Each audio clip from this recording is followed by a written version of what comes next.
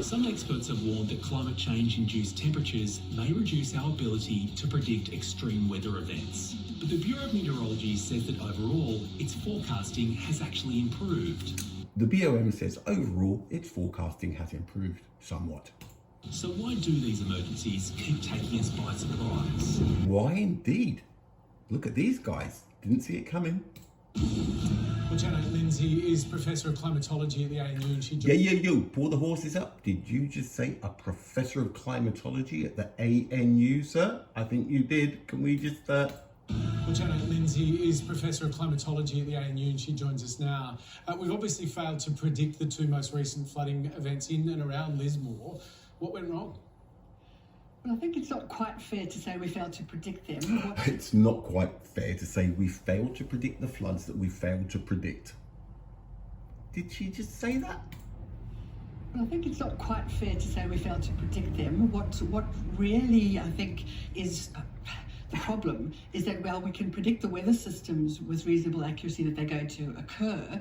What's difficult is to know exactly where it's going to rain and exactly how much. So what we're saying is we can see a car coming over the hill, but we do not know what colour it is, and we definitely don't know what make it is. We're having a little bit of trouble pinpointing the where, and another little bit of trouble pinpointing the how much it's going to rain. And that's something that's very difficult to do. That's something that's very difficult to do. So let's just back up a little bit. And exactly how much. And that's something that's very difficult to do. And so we don't really know whether it's going... 4 sentences altogether? What's difficult is to know exactly where it's going to rain and exactly how much. And that's something that's very difficult to do. And so we don't really know whether it's going to rain a great deal in the catchment that's going to then affect Lismore, or whether the rain's going to fall just outside the catchment. Or whether it's even going to rain at all. Maybe it's going to be a sunny day. You know how that sometimes happens. And our accuracy, of course, improves the closer and closer we get to the event actually happening. So the closer and closer we get to the event happening, the more accurate our prediction can be. What that means is present time. If I'm sat out there in a storm and it's raining, I can get on my phone and say, hey, it's raining. It's a 100% accurate forecast because it's happening now. And unfortunately, that's how it is. Weather forecasting works well to predict the occurrence of a system. We know what car, we see it coming over the hill, but we don't know what make or what colour it is. But then just how much rain and exactly where, that's something that we're really not able to do with precision at this stage. And that is unfortunate. When you're a weather forecaster and, you know, floods and this and wild weather, but... where, that's something that we're really not able to do with precision at this stage.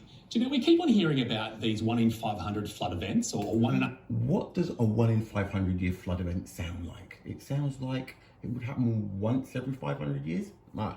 100-year flood events. It feels like we've had about 3 in the last 6 months. Is the measuring system wrong, or has the climate completely lost the plot? Or have you guys been telling us porky pies all along? Well, there's no doubt that the climate is changing. And we've agreed on the first thing. No doubt that the climate is changing. It's been changing for more than 100 years already. We agree on 2 things, darling. It's been changing for more than 100 years already due to human activities. And because before the 100 years and before the human activity, there was no climate change to talk of.